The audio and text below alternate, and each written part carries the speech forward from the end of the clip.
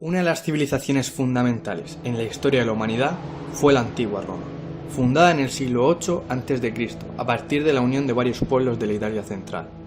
Roma se expandió más allá de la península itálica y desde el siglo I hasta el siglo V dominó el mundo mediterráneo y la Europa occidental mediante la conquista y la asimilación de las élites locales. Durante la historia de la civilización romana fue una monarquía, una república oligárquica y posteriormente un imperio autocrático. Su dominio dejó un importante legado lingüístico, jurídico, artístico, religioso y cultural que contribuyó profundamente a dar forma a la civilización occidental. En Historia y Política vamos a centrarnos en el proceso de romanización en la península ibérica, a la que denominaron Hispania, origen del nombre actual de España.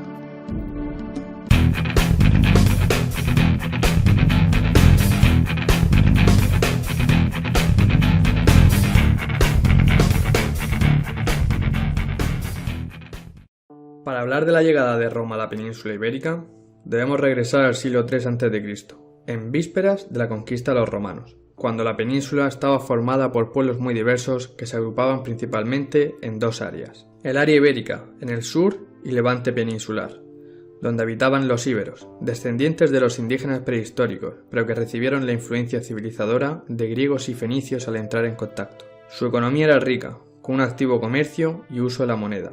La estructura social estaba evolucionada y se dividía en grupos según su poder o riqueza. Y el área celta, norte, centro y oeste peninsular. Los celtas habían entrado en la península a través de los Pirineos. También se podría incluir en esta área los celtíberos, de la zona centro, pueblos indígenas que se habían fusionado con los invasores celtas y que acabaron asumiendo su cultura. Conforme se alejaban de la zona oriental, el área celta estaba más atrasada en todos los ámbitos. Así, galaicos, astures, cántabros y vascones presentaban un nivel más bajo de desarrollo a causa de su aislamiento geográfico. Su economía se basaba en una agricultura o ganadería, poco evolucionadas. El comercio era escaso y sin moneda, y el pillaje a los pueblos vecinos era una práctica frecuente. Las estructuras sociales eran primitivas, basadas en clanes y linajes. Para hablar de la conquista romana de la península, debemos hacerlo de la Primera Guerra Púnica. La política exterior de Roma en el siglo III a.C. se había orientado a la expansión por el Mediterráneo occidental. Esto le llevó al enfrentamiento con Cartago en la Primera Guerra Púnica 264-241 a.C., en la que Roma ocupó las posesiones cartaginesas de Sicilia, Córcega y Cerdeña, que se convirtieron en las primeras provincias romanas. Para compensar estas pérdidas y afrontar los pagos a Roma por reparaciones de guerra, los cartagineses, bajo la dirección sucesiva de tres grandes militares de la familia Barca, Amílcar Barca, Asdrúbal y Aníbal, extendieron su conquista de la península ibérica hacia el norte y fundaron Cartago Nova, la actual Cartagena, donde establecieron su capital. Pero la victoria sobre Cartago en la Primera Guerra Púnica había despertado en las clases dominantes romanas la ambición de continuar la expansión territorial y conquistar la península ibérica, por lo que aprovechaban el ataque de Aníbal a Sagunto, aliada de Roma, como justificación para declarar de nuevo la guerra a los cartagineses. Se inició, entonces, la Segunda Guerra Púnica, 218-201 a.C., y con ella la ocupación romana de la península, que resultó ser un proceso de 200 años, en el que se alternarían etapas de grandes avances y largos periodos de estabilización. Vamos a diferenciar 5 etapas. La Segunda Guerra Púnica y la ocupación del área ibérica, 218-197 a.C., los romanos ocuparían el sur y el levante peninsular en su lucha contra Cartago. Desde el 197 hasta el 154 a.C., la política romana se orientó a la consolidación del dominio sobre los territorios ya ocupados y al afianzamiento de las fronteras, ya que el incumplimiento de los pactos con los pueblos indígenas o los abusos cometidos contra ellos provocaron importantes revueltas. De tal modo, en el año 195 a.C., Roma tuvo que enviar un ejército para reprimirlas, estando al mando el cónsul Catón. Las guerras celtíbero-lusitanas, 154-133 a.C., representarían la segunda etapa de avance, dirigido a los pueblos del centro y el oeste. Fueron durísimas guerras, que ofrecían símbolos tan importantes en la memoria histórica como el jefe lusitano Viriato, con su táctica de guerrilla, o la heroica resistencia de la población celtíbera de Numancia. Para Roma, el esfuerzo merecía la pena, puesto que facilitaba el acceso a los recursos mineros del noroeste peninsular. Desde el 133 hasta el 29 a.C. representaría una nueva etapa de estabilización del avance conquistador, con una escasa incorporación de nuevos territorios. Las guerras cántabro-astures 29-19 a.C., dirigidas por el emperador Augusto, culminaron con la conquista romana de la península. Las campañas fueron duras y la resistencia fuerte. Los objetivos de Roma eran tener el pleno control de la península y la explotación de la riqueza mineral del noroeste por medio del trabajo forzado de la población esclavizada conseguida mediante las guerras. Conforme los romanos avanzaban, se llevaban a cabo la asimilación de la cultura y las formas de vida romanas por parte de los pueblos conquistados, que es lo que conocemos como romanización. Fue un proceso discontinuo, con resultados desiguales, pues en el área ibérica, donde fue más fácil y temprana la conquista, también lo fue la inserción en la civilización romana.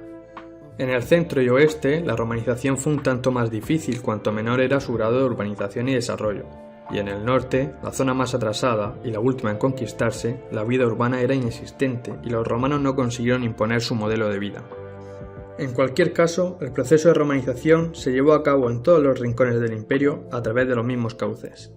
La extensión de la vida urbana, con la creación de nuevas ciudades, según el modelo romano, para romper y adaptar las formas indígenas de organización económica, social y política. El papel del ejército. El ejército fue uno de los más importantes vehículos de difusión de la civilización romana. Se reclutaron tropas entre los pueblos indígenas, lo que facilitaba su contacto con los romanos, y al término del servicio militar podían obtener el privilegio de la ciudadanía romana y recibirlo desde tierra. La fundación de colonias. El asentamiento de ciudadanos romanos en colonias de nueva creación o en tierras confiscadas a los indígenas también extendió el modelo de vida romano. En general, se trataba de soldados veteranos, a los que se entregaban tierras en pago por su servicio militar. Mérida, por ejemplo. La concesión de la ciudadanía romana a los indígenas. La concesión de este título suponía gozar de numerosos derechos y privilegios. Se inició con la aristocracia indígena, para asegurarse su apoyo. Un aspecto importante de la romanización de la península ibérica fue la división provincial. Para una mejor integración en el mundo romano, tras la Segunda Guerra Púnica y la ocupación del Levante y sus peninsulares, Roma dividiría Hispania en dos provincias, la ulterior al sur y la citerior al norte. Cuando casi toda la península estaba ya conquistada, la reforma administrativa de Augusto en el 27 a.C. estableció dos tipos de provincias en todo el imperio. Provincias senatoriales, en zonas pacificadas y que quedaban bajo el control del Senado romano, y provincias imperiales, las zonas más conflictivas o de recién conquista donde se necesitaba la presencia de las legiones. Como resultado de esta reforma, Hispania fue dividida en tres provincias, dos imperiales y una senatorial, Tarraconense y Lusitania imperiales y la Bética senatorial. En el siglo IV, con las reformas administrativas de Diocleciano y Constantino, la península quedaría dividida en 5 provincias, la Bética, Lusitania, Cartaginense, Galaecia y Tarraconense, a la que sumaríamos la Baleárica de las Islas Baleares. Con respecto a la economía, Hispania quedó integrada en el sistema de producción esclavista. La política romana de conquistas militares proporcionó abundante y barata mano de obra esclava, que sostenía a las poblaciones sometidas. Por tanto, los esclavos, como fuerza de trabajo, fueron una pieza fundamental del Imperio Romano. Por otra parte, Roma propició una economía de tipo colonial, en la que Hispania exportaba materias primas a Roma e importaba de esta productos manufacturados. La producción principal de Hispania era de trigo, vino y aceite, lo que conocemos como la trilogía mediterránea, que se exportaba a Roma. La minería sería otro de los sectores económicos esenciales, que también se exportaría. Explicando la sociedad, la posición social en el mundo romano estaba determinada por la categoría jurídica del individuo, heredada en principio, pero modificable a lo largo de la vida.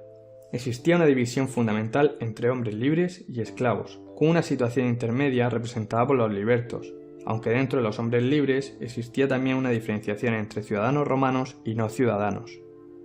A finales del siglo II, Roma había alcanzado su máxima expansión territorial y las fronteras del imperio estaban siendo amenazadas por el empuje de los pueblos bárbaros.